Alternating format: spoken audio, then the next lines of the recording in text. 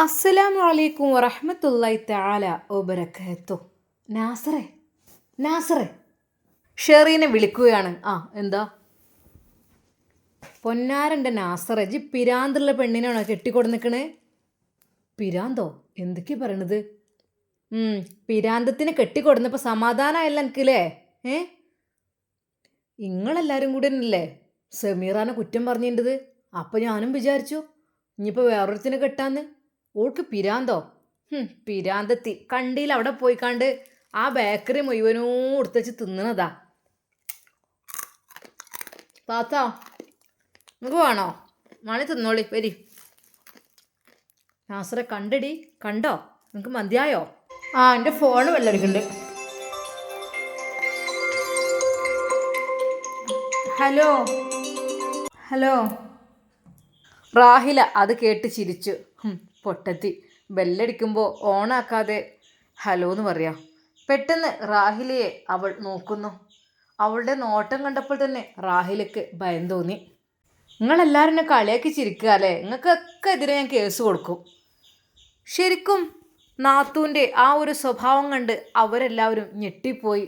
റാഹില, ഇതേ മുന്തേ ഇനാണിട്ടടി, നമ്മൾ വിചാരിച്ച പോലൊന്നല്ല, ഇത് പാവം സമീറല്ല. ഷെറീനയുടെ ആ ഒരു സംസാരം കേട്ട് നാസർ പറഞ്ഞു, എന്തായി? നിങ്ങളെല്ലാവരും കൂടിയല്ലേ രണ്ടാമതൊരു പെണ്ണെട്ടിച്ചാൻ വേണ്ടി നിന്നതിൻ്റെ ഇപ്പം എന്തായി? സഹിച്ചോളി. നാസറേ, വേഗം കൊണ്ടാക്കിക്കോളാം, വേഗം കൊണ്ടാക്കിക്കോ, വേഗം കൊണ്ടാക്കിക്കോ. ഇനി ഇവിടെ നിർത്താൻ പറ്റൂല, ഒന്നിനും മടിക്കൂല. നോട്ടം തന്നെ കാണുമ്പോൾ പേടിയാണ്ട്. എന്താന്നാ ഉമ്മാനോട് വലിയ സ്നേഹത്തിൽ ഇങ്ങനെ വർത്താനം പറയാൻ പോണതാ. ഉമ്മ, നിങ്ങൾക്ക് പൈസണ്ടിന് എന്താ വേണ്ടിയത്? നിങ്ങൾക്ക് ആരും നിങ്ങളെ നോക്കണില്ലല്ലേ? ഉമ്മക്ക് എന്താ വേണ്ടിയത്? സത്യം പറഞ്ഞാൽ ആ പാവം ഉമ്മ ശരിക്കും മരുമകളുടെ ആ ഒരു വർത്താനം കേട്ടിട്ട് ഒന്ന് ഞെട്ടിപ്പോയിരിക്കാണ്. എന്നാലും ഉമ്മ പറഞ്ഞു, കുട്ടിയെ, എന്നോട് സ്നേഹമുള്ള ആരും ഇവിടെ ഇല്ലടി, ഉള്ളവരൊക്കെ പോയി, ഇനി പറഞ്ഞിട്ട് കാര്യമില്ല. പെട്ടെന്ന് അതാ റസിയ തിരിച്ചു നടന്നുകൊണ്ട് അവരുടെ മൂന്നാളുടെയും നേരെ നോക്കി പറയുന്നു, നിങ്ങൾക്കൊക്കെ എതിരെ ഞാൻ കേസ് കൊടുക്കും. വയസ്സായ അമ്മാനങ്ങൾ നോക്കണില്ലല്ലോ, കഷ്ടപ്പെടുത്തല്ലേ, നിങ്ങൾക്കൊക്കെ എതിരെ ഞാൻ കേസ് കൊടുക്കും. ഇതിനെന്ത് പിരാന്തടെ, മൂച്ചി പിരാന്തത്തിനായിട്ട് അജി കെട്ടിക്കൊടുന്നിക്കണത്? ഷെറീന നേരെ അതാ ആങ്ങളിയുടെ നേർക്ക് തിരിയുന്നു. ഞാനെന്താ കാട്ടുക? എനിക്കറിയും ഇപ്പോൾ ഇത് പിരാന്താന്നുള്ളത്. ഇവിടെ എത്തിയപ്പോഴല്ലേ. ചുരുക്കി പറഞ്ഞാൽ റാഹിലയുടെ വീട്ടുകാർ പെട്ടു എന്ന് തന്നെ പറയാം. കാരണം അനങ്ങിയാൽ അവൾ കേസ് കൊടുക്കും എന്നാണ് പറയുന്നത്. എന്താ ഇവിടെ തിന്നാനും കുടിക്കാനൊന്നും ഇല്ലേ? ഇവിടെ വെക്കലും വിളമ്പലും ഒന്നും ഇല്ലേ? ആ വയസ്സായ ഉമ്മയുള്ള കാര്യങ്ങൾക്കാർക്കും അറിയില്ലേ? അതെ, ശരിക്കും റസിയ അവരോടുള്ള ആ ഒരു ചോദ്യത്തിന് മുമ്പിൽ അവർക്കാർക്കും ഉത്തരമില്ലായിരുന്നു. റാഹില അടക്കം പേടിച്ച് നിൽക്കുകയാണ്. റാഹിലയും ഷെറീനയും കണക്കാണ്. രണ്ടാളും സമീറയെ ഒത്തിരി കഷ്ടപ്പെടുത്തിയിട്ടുണ്ട്, ഓരോന്ന് പറഞ്ഞ്. പാവം. എന്നാൽ അവർക്കെല്ലാം ഒരു ഭീഷണിയായിക്കൊണ്ടാണ് റസിയ എന്ന മരുമകൾ കടന്നു വന്നിട്ടുള്ളത്.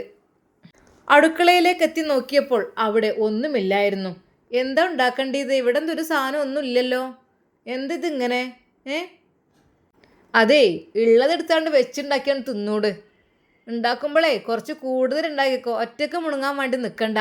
റാഹിലയുടെ ആ ഒരു വാക്ക് കേട്ട് റസിയ പെട്ടെന്ന് തിരിഞ്ഞു നോക്കി. അതെ, ഇവിടെ ആദ്യൊരു മരമുള്ള കാര്യം എനിക്ക് നന്നായിട്ട് അറിയായിരുന്നു.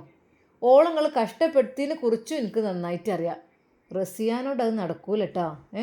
നിങ്ങൾക്ക് അങ്ങനെ എന്തെങ്കിലും ഉണ്ടെങ്കിലേ നിങ്ങൾ മുൻകൂട്ടിയുള്ളങ്ങോട്ട് പറയണം.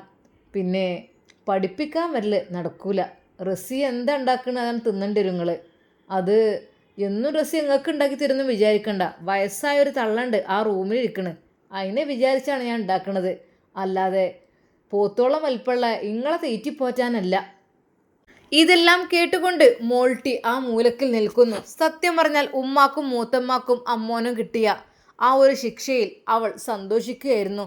പാവം സമീറമ്മനെ കുറേ കഷ്ടപ്പെടുത്തിയില്ലേ, അതിന് പകരമായിട്ട് പഠിച്ചോൻ ഇറക്കിയതായിരിക്കും ആ കുട്ടി വിചാരിക്കുന്നു. എന്നാൽ പെട്ടെന്ന് റസിയ, മോളെ, കുട്ടി പേടിക്കണ്ടട്ടാ. കുട്ടിക്ക് എന്താച്ചാ വേണ്ടത് അമ്മായി ഉണ്ടാക്കിത്തരും. അമ്മായിക്ക് എല്ലാ സാധനങ്ങളും ഉണ്ടാക്കാനും കഴിയും, ഒക്കെ കഴിയും. എന്നാൽ ഈ സമയം ഷെറീനയും റാഹിലയും പിന്നെ പണ്ടൊക്കെ ഉണ്ടല്ലോ, ഞാൻ വിചാരിച്ചു ഒരു 5 പൈസ കയ്യിലുണ്ടാവുക. പണ്ടൊക്കെ ഇട്ടുകാണല്ലോ വന്നിക്കണത്. അതിന് കഴിവുണ്ടേക്കും. ആർക്കറിയാം എങ്ങനെ പൈസ ഉണ്ടാക്കിയതാണാവോ. ആ പൈസ കൊണ്ടൊക്കെ പണ്ടം വാങ്ങിയിട്ടതേക്കാരെ.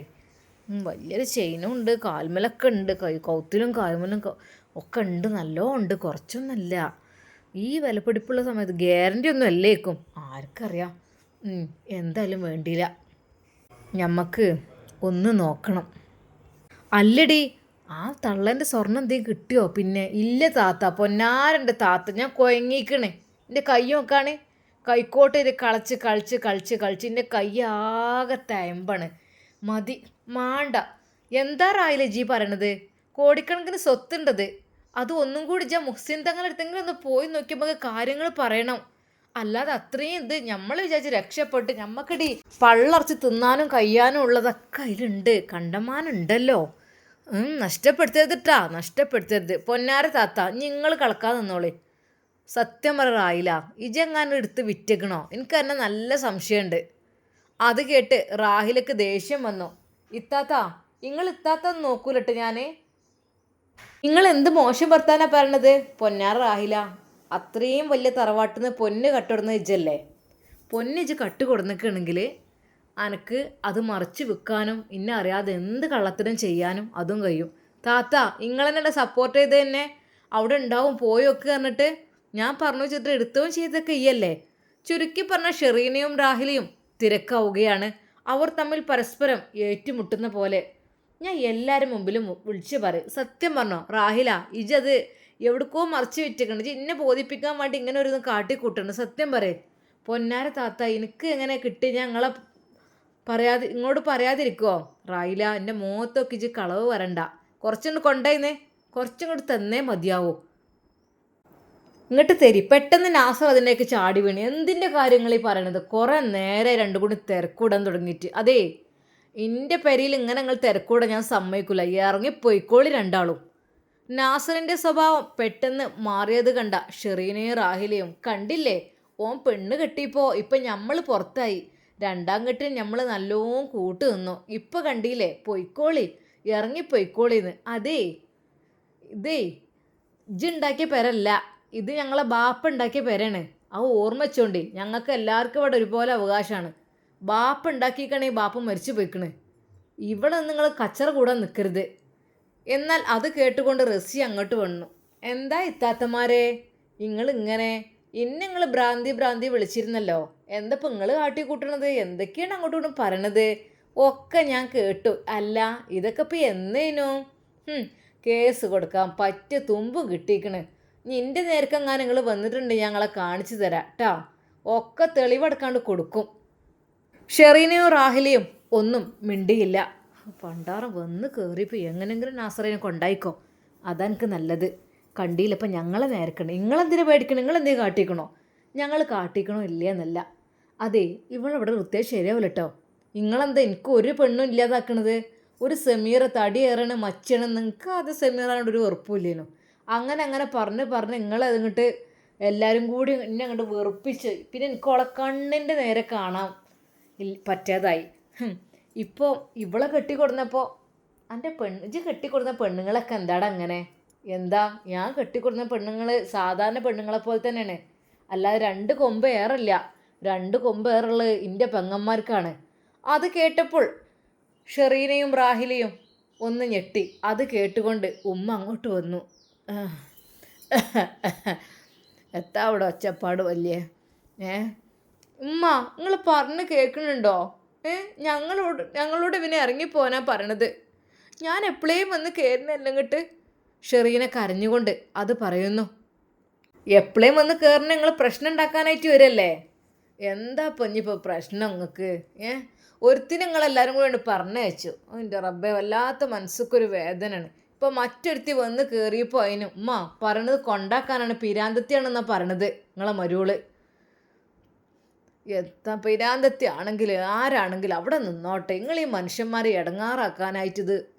അതിൻ്റെ റബ്ബെ, ഒരു മനസ്സമാധാനമില്ല ഈ പെരിയിൽ. ഒന്നാണ് മരിച്ചു കിട്ടിയാൽ മതിയേനു തോന്നിപ്പോവും. അതിന് അതും പഠിച്ചവനെ കൊണ്ടുപോകണില്ല. എന്നാൽ ഇതൊന്നും കാണ്ടില്ലേനു. പെട്ടെന്ന് നാസർ അത് പറഞ്ഞു. നിങ്ങളാണെങ്കിൽ മരിക്കണമില്ലല്ലോ. വല്ലാത്തൊരു ആയുസ് തന്നെ. ഞങ്ങൾ ഷെറീനയും റാഹിലയും മുഖത്തോട് മുഖം നോക്കി.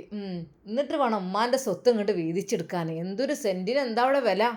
5-10 സെൻറ്റാണെങ്കിലും എത്ര 5-6 ലക്ഷം ഉറുപ്പ്യാണ് ഇപ്പോൾ അതിൻ്റെ വില. അതൊന്ന് കിട്ടണമെങ്കിൽ തള്ളാണ് ജീവനും പോണില്ല എന്നുള്ള രീതിയിൽ അവർ പരസ്പരം അങ്ങോട്ടും ഇങ്ങോട്ടും നോക്കി.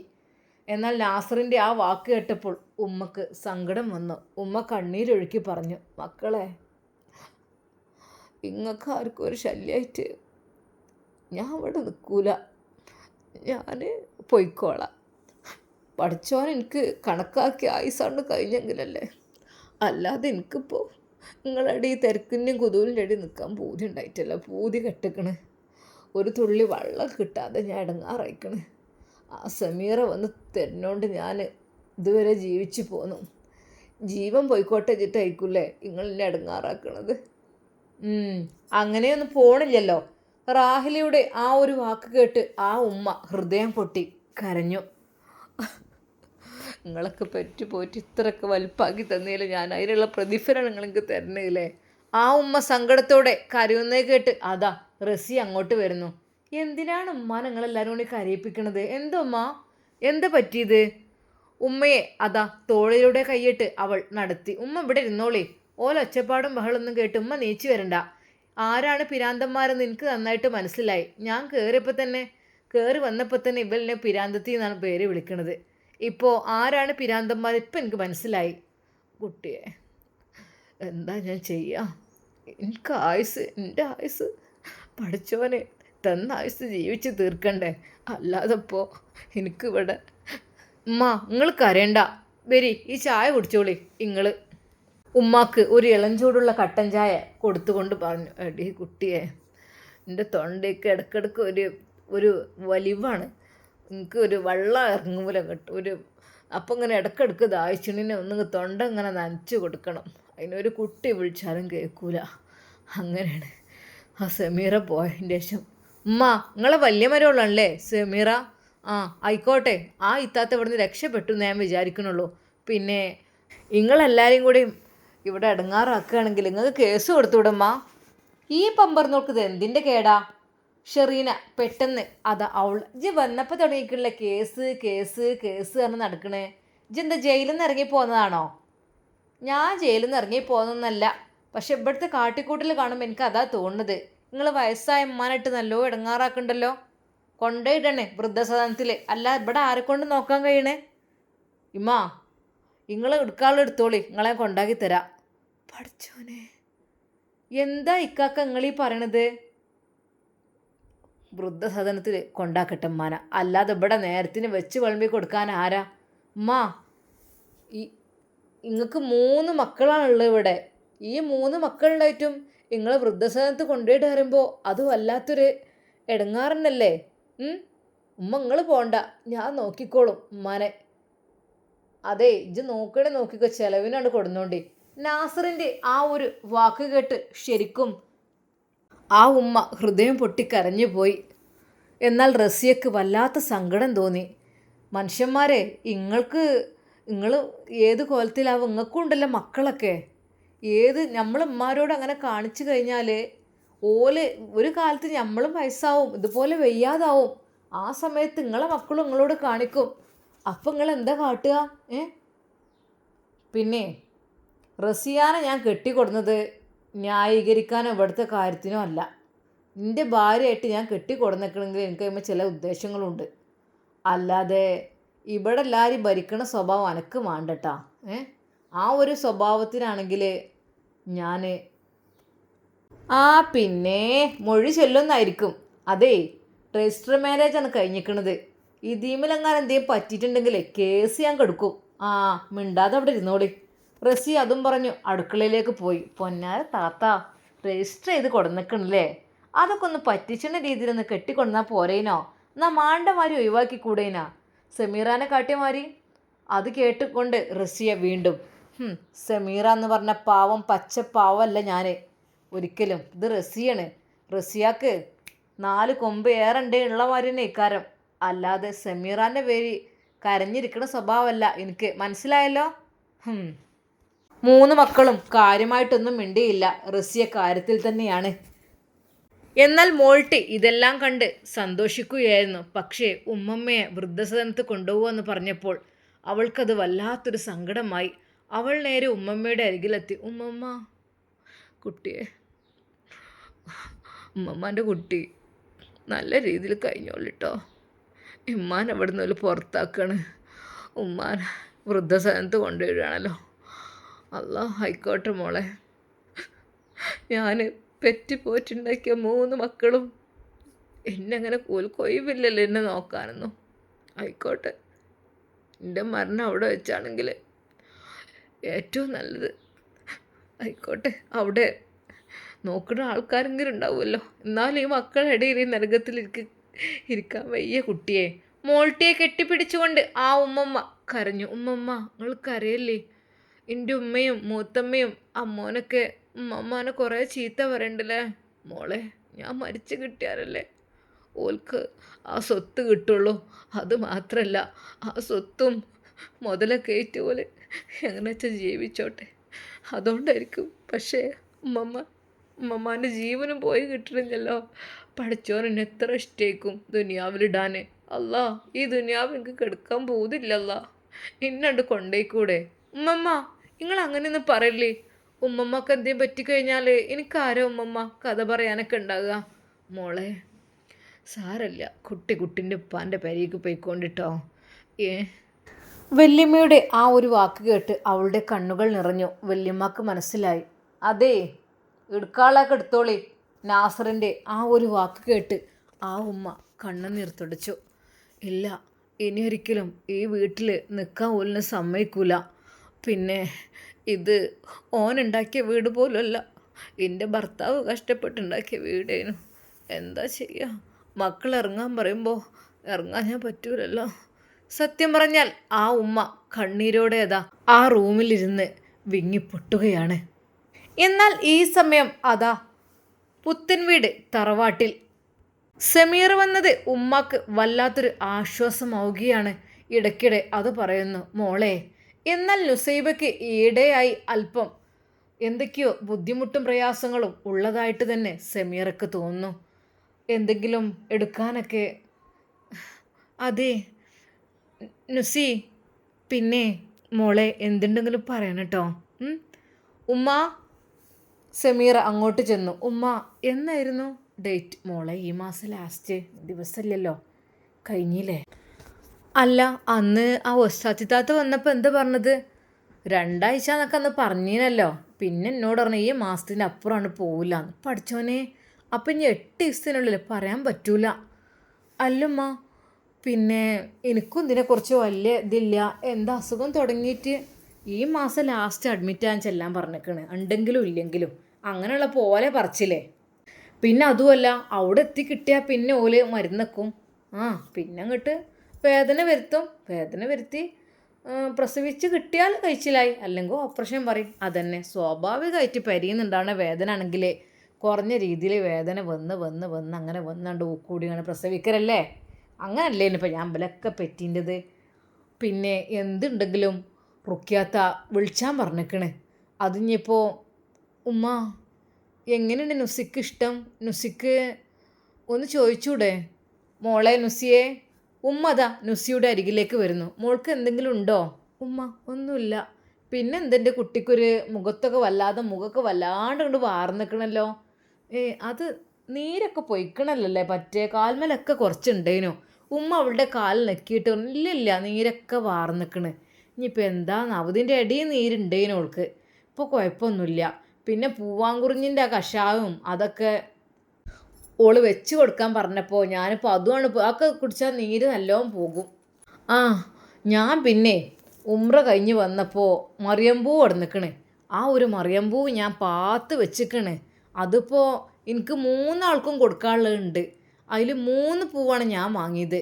ഒന്ന് എൻ്റെ സാജിക്കും, ഒന്ന് എൻ്റെ നവാസിൻ്റെ സൗദക്കും, ഒന്ന് നുസിക്കും കരുതിയിട്ടാണ് ഞാൻ വാങ്ങിയത്. ആ 3 പൂവും ഉണ്ട്.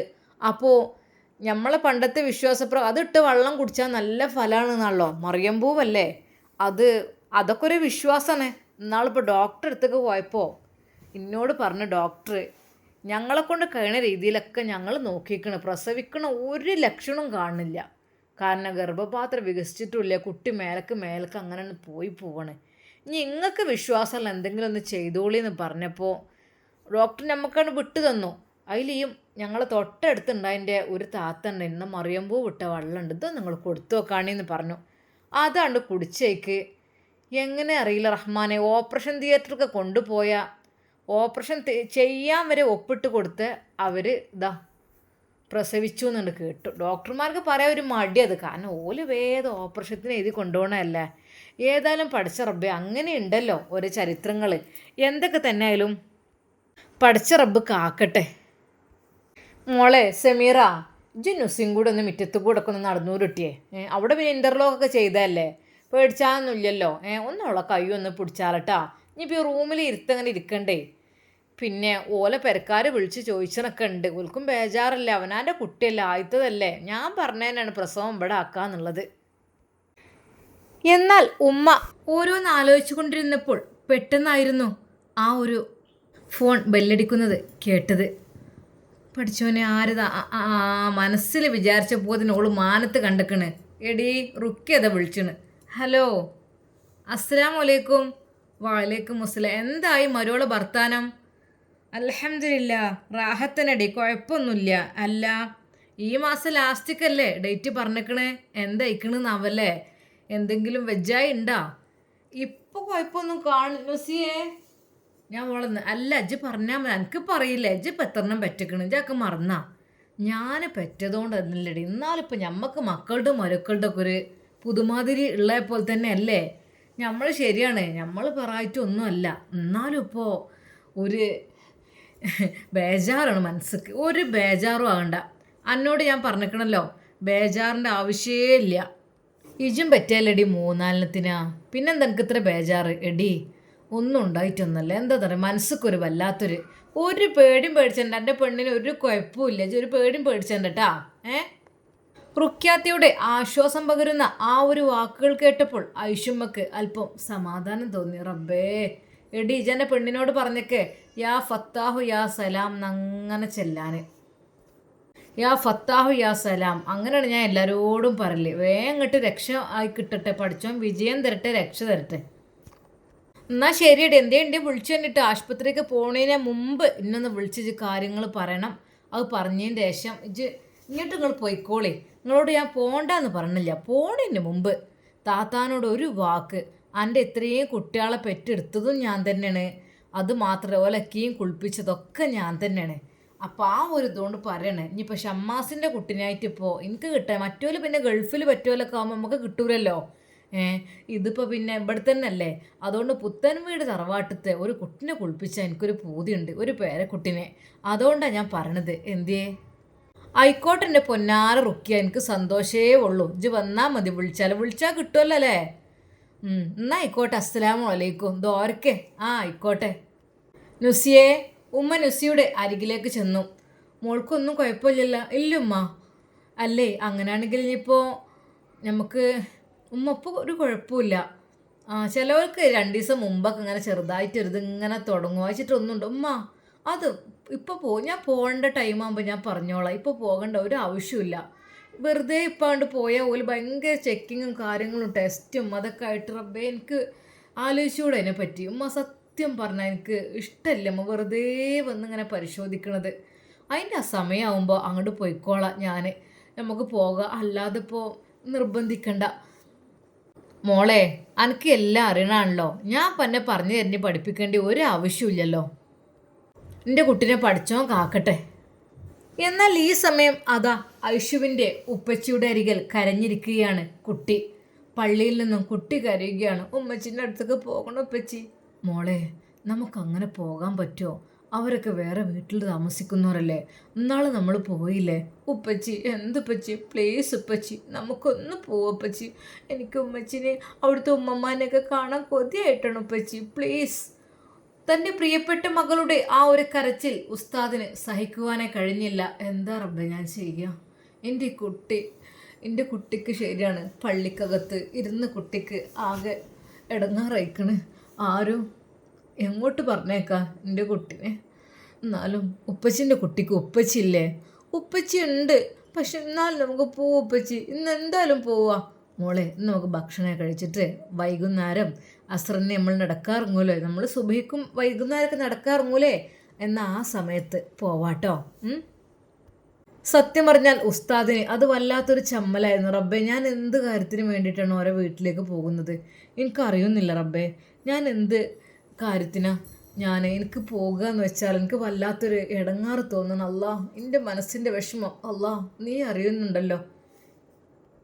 മനസ്സിലേക്ക് എന്തെങ്കിലും വിഷമങ്ങൾ പ്രയാസം ഉണ്ടെങ്കിൽ പടച്ച റബ്ബിനോട് അത് പറഞ്ഞാൽ ആ നിമിഷം തന്നെ ഉത്തരം കിട്ടും എന്ന് നമുക്ക് എല്ലാവർക്കും അറിയാം. അല്ലാ റഹ്മാനെ, റബ്ബേ, എൻ്റെ സ്ഥിതി, എൻ്റെ കുഞ്ഞ് കരഞ്ഞുകൊണ്ടിരിക്കുകയാണ് റബ്ബേ, ഞാൻ എന്താ റബ്ബേ ചെയ്യുക? ഒരു വീട്ടിലേക്ക് അങ്ങനെ കയറി ചെല്ലുമെന്ന് വെച്ചാൽ അത് അത്രത്തോളം എനിക്ക് നാണുള്ളൊരു പരിപാടിയില്ല. അല്ല, ഞാൻ എന്ത് ചെയ്യാം എനിക്കറിയുന്നില്ല.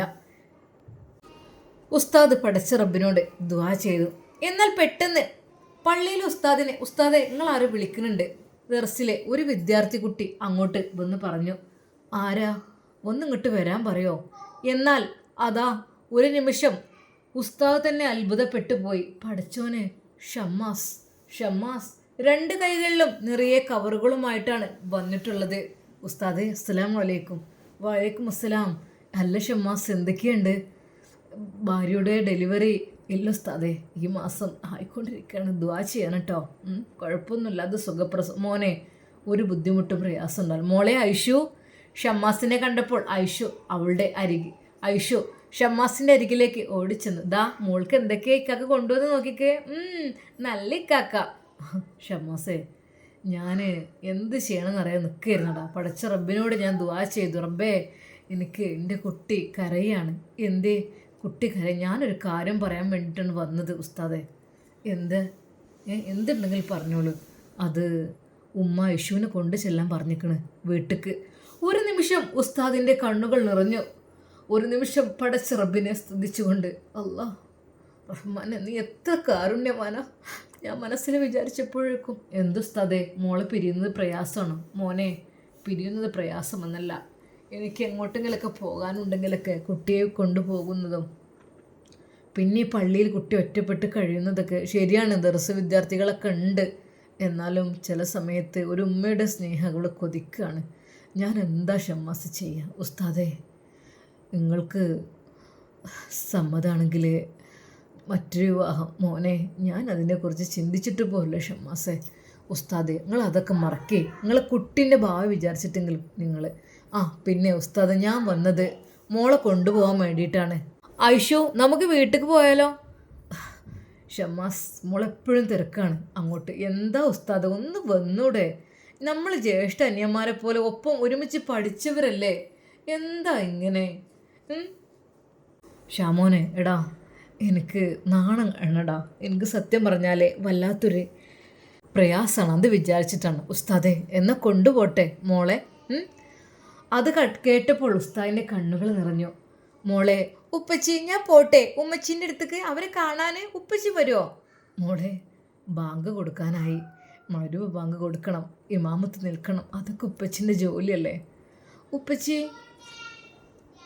എന്ന് ഞാൻ പോട്ടെ. ആ മോളുടെ ആ ഒരു വാക്കുകൾ കേട്ട് ആ പിതാവിന് സങ്കടം വന്നു. എങ്കിലും നിസ്കരിക്കുമ്പോഴും ഇമാമത്ത് നിൽക്കുമ്പോഴുമെല്ലാം അവൾ ബാങ്ക് കൊടുക്കുമ്പോഴും എൻ്റെ കുട്ടി ഒറ്റപ്പെടാറുണ്ട്, ഒറ്റക്ക് നിൽക്കാറുണ്ട്. അതെ, ഒരുപാട് സമയത്ത് അവൾ ഒറ്റക്ക് നിൽക്കേണ്ട അവസ്ഥ ഉണ്ടാവാറുണ്ട്. റബ്ബേ റഹ്മാനെ, ഉപ്പച്ചിൻ്റെ കുട്ടി മടുത്തോ പള്ളിയിൽ നിന്നിട്ട്? ഉപ്പച്ചി, പള്ളിയിൽ നിൽക്കുമ്പോൾ പാവക്കുട്ടിയും കൊണ്ട് കളിക്കാനൊന്നും പാടില്ല എന്ന് ഉപ്പച്ചി എന്ന് പറഞ്ഞില്ലേ? അതുകൊണ്ട് ഞാൻ പാവക്കുട്ടി ഒന്നും എടുത്തിട്ടില്ലല്ലോ. മോളെ, ഷാമോന് പെട്ടെന്ന് ആ പൊന്നു മോളെ വാരി എടുത്തുകൊണ്ട് പറഞ്ഞു. പൊന്നു മോളെ, വാ നമുക്ക് പോകാം കേട്ടോ. കൊണ്ടുപോട്ടെ ഉസ്താദെ, നിങ്ങൾക്ക് സമ്മതമാണോ? അല്ലേ മോനെ? ഷാമോൻ, എനിക്ക് സമ്മതത്തിനൊന്നും കുറവില്ല. പക്ഷേ ഉസ്താദെ, ഇടക്കിടക്ക് വരണം കേട്ടോ, കുട്ടീനെ കാണുവാൻ വേണ്ടി വരണം. ഇടക്കിടക്ക് വരൂലേ? വരണം, ഇൻഷാ അല്ലാ ഞാൻ വരാം. മോളെ, പൊന്നുമോളെ. ഉപ്പച്ചി, ഞാൻ പോയിട്ട് വരാം കേട്ടോ. ഉമ്മ. സത്യം പറഞ്ഞാൽ ഉസ്താദിൻ്റെ കണ്ണുകൾ നിറഞ്ഞു. റബ്ബേ, എൻ്റെ കുട്ടി ഏറ്റവും സുരക്ഷിതമായ സ്ഥലത്തേക്കാണ് പോകുന്നത്, എനിക്ക് നന്നായിട്ടറിയാം. എങ്കിലും മനസ്സ് വല്ലാതെ വേദനിച്ചു. ഒരു നിമിഷം തൻ്റെ പ്രിയപ്പെട്ട ഭാര്യയോടായി ഉസ്താദ് പറയുന്നു, സുഹറ, നമ്മളെ കുട്ടിയെ അവർ കൊണ്ടുപോവാട്ടോ പുത്തൻവീട് തറവാട്ടിലേക്ക്. നമ്മളെ കുട്ടി ഒരിക്കലും കഷ്ടപ്പെടില്ല, ഒരിക്കലും ബുദ്ധിമുട്ടില്ല. എനിക്ക് നന്നായിട്ടറിയാം. സുഹറ, ഓള് പൊയ്ക്കോട്ടെ അല്ലേ? പ്രിയപ്പെട്ട സുഹറ, ഇക്ക പൊയ്ക്കോട്ടെ. അവിടെ സ്നേഹനിധിയായ ഒരു ഉമ്മയുണ്ട്, അവൾക്ക് പറ്റിയ ഒരു ഉമ്മച്ചിയുണ്ട്, ഇത്താത്തയുണ്ട്, എല്ലാവരും ഉണ്ട്. ഇക്ക, ഓള് പൊയ്ക്കോട്ടെ. തൻ്റെ പ്രിയപ്പെട്ട സഹറ പറയുന്നതായിട്ട് ഉസ്താദിന് തോന്നി. ഷമ്മാസ്, കുഞ്ഞിനെ കൊണ്ടുപോയിക്കോളൂ, ഞാൻ വരാട്ടോ. സന്തോഷത്തോടെ അതാ കുഞ്ഞിനെ യാത്ര അയക്കുമ്പോൾ ആ ഉസ്താദിൻ്റെ മിഴികൾ നിറഞ്ഞു തുളുമ്പുന്നുണ്ടായിരുന്നു. അല്ലാഹ്, ബിസ്മില്ലാഹി തവക്കൽതു അലല്ലാഹ്, ലഖദ് ജാഅക്കും റസൂലും മിൻ അൻഫുസിക്കും എന്ന് പറഞ്ഞുകൊണ്ട് ആ ഉസ്താദ് തൻ്റെ പ്രിയപ്പെട്ട മകൾക്ക് വേണ്ടി ദുആ ചെയ്തു. ഇൻഷാ അല്ലാഹ് നമുക്കിതിൻ്റെ ബാക്കി ഭാഗം നാളെ കാണാം. അതുവരേക്കും എല്ലാവർക്കും അസ്സലാമു അലൈക്കും വറഹ്മത്തുള്ളാഹി തആല വബറകാതുഹു. പ്രിയപ്പെട്ട എൻ്റെ കൂട്ടുകാർ, ഒരുപാട് കമൻറ്റുകളൊക്കെ വന്നിട്ടുണ്ട് കേട്ടോ. ഒരുപാട് കമൻറ്റുകൾ വന്നിട്ടുണ്ട്. ഞാൻ ആദ്യം വായിക്കാത്ത നിങ്ങൾ പറഞ്ഞില്ലേ കമൻറ്റുകളൊന്നും വായിക്കണ്ട, നിങ്ങൾ കഥ പറയുന്നൊക്കെ പറഞ്ഞപ്പോഴേ അതുകൊണ്ടാണ്. അതിൽ ഇന്നലെ കണ്ടൊരു കമൻറ്റ് കേട്ടോ, 80 വയസ്സുള്ള ആളുകൾ വരെ നിങ്ങളുടെ കഥ കേൾക്കുന്നുണ്ട്, ഇത് മുഴുവനാകുമ്പോൾ അവരുണ്ടാവുമോ എന്നാവും എന്നുള്ളൊരു കമൻറ്റ് ഒക്കെ കണ്ടപ്പോൾ എനിക്ക് സത്യം പറഞ്ഞാൽ സങ്കടം തോന്നിട്ടോ. പഠിച്ചോനെ, നമ്മുടെ മരണം എന്ന് പറഞ്ഞാൽ നമ്മുടെ ചെരുപ്പിൻ്റെ വാറു പോലെയാണെന്നല്ലോ. അത് പ്രായമായവരെന്നോ അല്ലെങ്കിൽ പ്രായമില്ലാത്തവരെന്നോ അങ്ങനത്തെ കണക്കൊന്നുമില്ല. അല്ലാഹു സുബ്ഹാനഹു വ തആല നമുക്ക് എത്രയാണ് ആയുസ് കണക്കാക്കിയിരിക്കണേ, അതുവരെ ഉണ്ടാവുമല്ലോ അല്ലേ എന്ന് കരുതിയിട്ട് നമ്മൾ പ്രായമില്ലാത്ത നമ്മളൊരുപാട് കാലം ജീവിക്കുന്നോ, പ്രായമായവർ അള്ളാഹുവിൻ്റെ അരികിലേക്ക് വേഗം പോകുന്നു, ഒന്നും പറയാൻ പറ്റില്ല. അള്ളാഹു സുബ്ഹാനഹു വ തആല എന്തൊക്കെ തന്നെയാലും നമ്മളിൽ പെട്ട ആരൊക്കെ തന്നെ മരിക്കുകയാണെങ്കിൽ ഈമാനോട് കൂടി മരിക്കുവാൻ വേണ്ടി ദുആ ചെയ്യണം, ആഖിബത്ത് നന്നാകുവാൻ വേണ്ടിയിട്ട്. അള്ളാഹു സുബ്ഹാനഹു വ തആല നമ്മളെല്ലാവരെയും കാത്തു രക്ഷിച്ച് അനുഗ്രഹിക്കട്ടെ. നമ്മൾ മരണത്തിൻ്റെ സമയത്ത് രക്ഷപ്പെട്ട് കഴിഞ്ഞാൽ ലാ ഇലാഹ ഇല്ലല്ലാഹ് എന്ന കലിമത്ത് തൗഹീദ് ഉച്ചരിച്ച് മരിക്കുന്ന ഉത്തമ മുത്തഖീങ്ങളിൽ അള്ളാഹു നമ്മളെ ഉൾപ്പെടുത്തി കഴിഞ്ഞാൽ നമ്മൾ രക്ഷപ്പെട്ടു. അതിന് വേണ്ടി ദുആ ചെയ്യുക. പിന്നെ എൻ്റെ പ്രിയപ്പെട്ട കൂട്ടുകാർ ഒരുപാട് കമൻറ്റുകളൊക്കെ എഴുതി, നല്ല നല്ല കമൻറ്റുകളൊക്കെ എഴുതിയത് കണ്ടപ്പോൾ ഭയങ്കര സന്തോഷം കേട്ടോ. നിങ്ങളുടെ മനസ്സിൽ തോന്നുന്നതൊക്കെ നിങ്ങൾക്ക് എഴുതട്ടോ, ഒന്നും കുഴപ്പമില്ല. നിങ്ങൾക്ക് എന്തൊക്കെ എന്നെ പറയാൻ കഴിയും അത്രയൊക്കെ നിങ്ങൾ കമൻറ്റ് ചെയ്തോളി. അതേപോലെ തന്നെ എന്തൊക്കെ തെറ്റുകളുണ്ടെങ്കിലും ശരികളുണ്ടെങ്കിലും ഒക്കെ എന്താണ് നിങ്ങളുടെ മനസ്സിൽ തോന്നുന്നത് അതൊക്കെ നിങ്ങൾ ഇട്ടോട്ടെ, നമുക്ക് സന്തോഷമേ ഉള്ളൂ. നിങ്ങൾക്ക് എല്ലാവർക്കും വേണ്ടി ഞാൻ പ്രാർത്ഥിക്കുന്നുണ്ട്. അതുപോലെ തന്നെ നിങ്ങളും എനിക്കും വേണ്ടി പ്രാർത്ഥിക്കുക. എൻ്റെ സ്റ്റോറി കാണുന്ന എല്ലാവർക്കും ഹൈറും ബർക്കത്തും അള്ളാഹു പ്രദാനം ചെയ്യട്ടെ. പിന്നെ നമ്മളുടെ ഒരുപാട് ആളുകൾ രോഗികളുണ്ട്, രോഗം കൊണ്ട് ബുദ്ധിമുട്ടുന്നവരുണ്ട്, കണ്ണ് കാണാത്തവരുണ്ട്, അങ്ങനത്തെവരൊക്കെ ഉണ്ട്. അള്ളാഹു സുബ്ഹാനഹു വ തആല എല്ലാവരുടെയും അസുഖങ്ങൾ ഷിഫിയാക്കി കൊടുക്കട്ടെ. അതുപോലെ മാതാപിതാക്കൾ മരണപ്പെട്ടവർ, ഭർത്താവ് മരണപ്പെട്ടവർ, മക്കൾ മരണപ്പെട്ടവർ എല്ലാവരും ഉണ്ട്. റഹ്മാനെ, എല്ലാവരുടെയും ഖബർ ജീവിതം നീ വിശാലമാക്കി കൊടുക്കുക റഹ്മാനെ, ആമീൻ. എൻ്റെ പ്രിയപ്പെട്ട എൻ്റെ എല്ലാ മുത്തുമണികൾക്കും ഒരിക്കൽ കൂടി അസ്സലാമു അലൈക്കും വറഹ്മത്തുള്ളാഹി തആല വബറകാതുഹു.